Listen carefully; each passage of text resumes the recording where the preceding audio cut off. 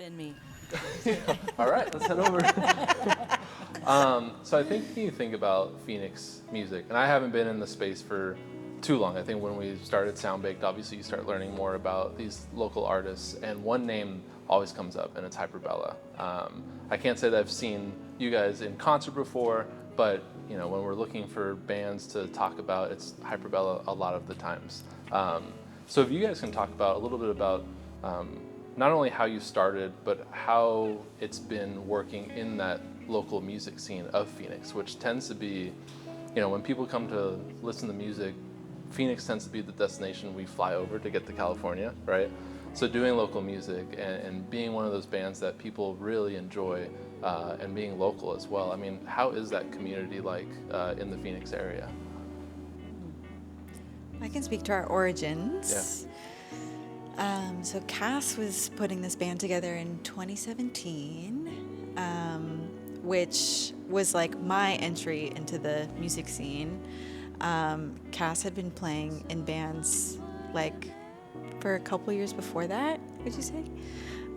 So yeah, Hyperbella was like kind of my first venture into making original music and like learning how sound worked and playing in a band. Yeah, so that was way back in 2017, and I feel like the scene has changed so much, and as we've gotten older, like it's been really interesting to see it from that different vantage point as well. Yeah, we call ourselves intergalactic neo soul, and at that time when we were first starting out, there was like a really big neo soul scene, and I would say that there's not so much that presence anymore, which is kind of interesting. Yeah, I'm trying to think like what the genre is of Phoenix these days. It's like very scattered, maybe a little more like hip hop, R&B. Yeah. I was gonna say singer-songwriter. Singer-songwriter, that too. Would you say it's a good thing that a community like Phoenix tends to work in those waves of like, okay, we're doing neo-galactic and then going to pop and then we're going to rock? Like, is that a healthy way of looking at local music? It goes in seasons, really. Totally. Yeah, I would chalk that up to more as like kind of what's generally popular through the times. And I think it's refreshing to see like artists take up new influences and stay evolved. right.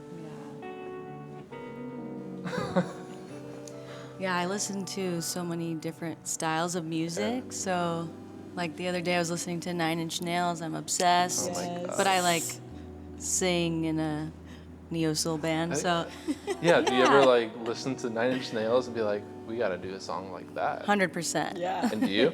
I mean, Not yet. Like, Not yet. I guess, is there ways of staying in your genre, being able to branch out a little bit of that 9 Inch Nails, or going somewhere a little bit different? Like, do you have that flexibility in your current genre where you can do those kinds of things? Actually, our new music, which Carly and I started with a 4-piece, and then during COVID, we were just a duet. Right. A duo. Duet? There we go. And we wrote a bunch of songs together, and then we got them recorded, and we played a lot of the instruments ourselves. We hired a drummer, but other than that, we played everything. Yeah. And then when we started to play shows, we hired local musicians, and that's what kind of fueled this new band. And now that we're writing music with this 5-piece, that music has definitely evolved from what we recorded with just us two.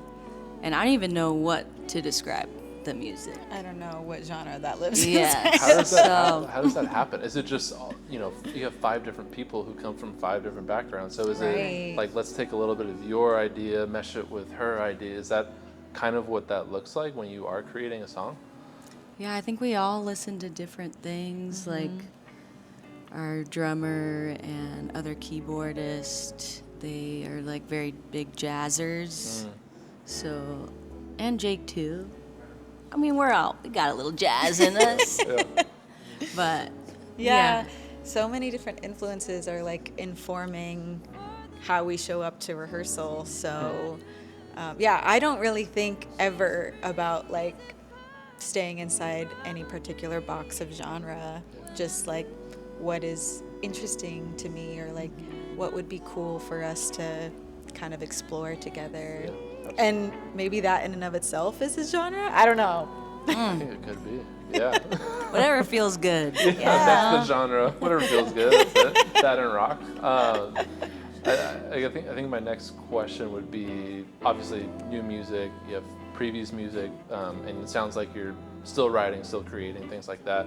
What's what's your inspiration for writing? Not necessarily who inspires you or what music you listen to be inspired, but your writing. Are there small day-to-day things that catch your eye? You write it down. Like, what is that process like for you to be able to build a song, essentially? It's kind of a deep one. Sorry. It's good. Should we talk about the bugs? The bugs. Well, what I want to say before we talk about the bugs is something I've been thinking about a lot is like there are seasons for, like really, I don't know, kind of being really inside of your craft and like excavating your life and thinking about the stories you want to tell. And then there are seasons for like, being out in the world and playing all these shows and telling your stories and putting out the songs. And so, the past couple years have like been a lot of life changes. And when we show up to creative space together and we're like, what do we want to write a song about? Yeah. There's a lot to mine from, and also there's a lot changing in our world, right? Which leads us to the bugs. Of course. They're everywhere. Just kidding. No. That's it. End the interview. Well, we like to really dive into our lyrics and the meanings, like a lot of artists. We're not groundbreaking or anything. But this latest song that we're working on is about, like, screens and being addicted to that, and the thing with the bugs. How did we get to bugs? I don't remember. Oh yes, okay, Saint Vincent. This is one of our favorite artists. She has this song called "Flea," and there's a lyric in that song that's like, "I'm like a little flea. I'm gonna like suck your blood. Like I'm so addicted to you." Okay. And we were like, oh, that's really interesting. And then we started to think about like metaphors or other metaphors, for bugs. Okay. And so we were like, oh, what about a bug like going into the light, like being attracted to light? And we were like, oh, screens, like we're attracted to screens. And then we looked up like, why are bugs attracted to light? Huh. That's pretty making good. your mind blown right now. Right here. Yes. So we're like in the cave. We're like, whoa, this is crazy. What about this bug? Yes. And actually, there is a science behind this. The bugs are attracted to the artificial light, and the artificial light makes them spin out in endless loops, and it like essentially kills them. Yeah. So.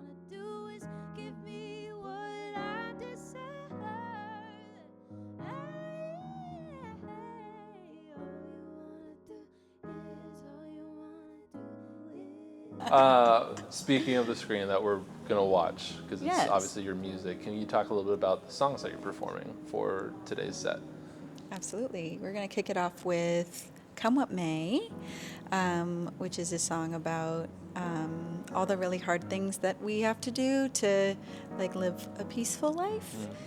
And then we're going to move to our latest release, which is a song called Machka. This is a song about Cassidy's 21-year-old cat who passed away a couple years ago. 21. Wow. Yeah. Crazy. And then we're going to play a cover. This is a mashup of a Her song called Damage and Rain by SWV with a little Portraits of Tracy in there too. And then we're going to close it off with the song we're going to be releasing soon, which is called Flat. It does look like it.